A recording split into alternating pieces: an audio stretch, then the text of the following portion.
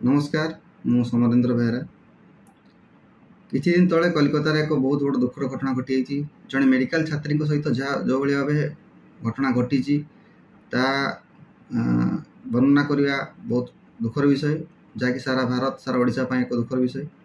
और सही घटना को आधार कर एक स्मोकार्ड प्रस्तुत करी चाहूँगी आमे मैंने भी चाहूँ जो भाई भाव घटना ये घटना घटे जो मैंने कठोर कठोर दंड मिलू एवं से छात्री जनक आत्मा को सद्गति मु जगन्नाथ पाखे प्रार्थना करुच्ची।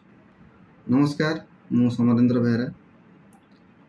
किछि दिन तले कलिकतार एक बहुत बड़ दुखर घटना घटी। जड़े मेडिकल छात्री सहित जो भाई भाव घटना घटी ता वर्णना करने बहुत दुखर विषय, जहाँकि सारा भारत सारा ओडिशा एक दुखर विषय।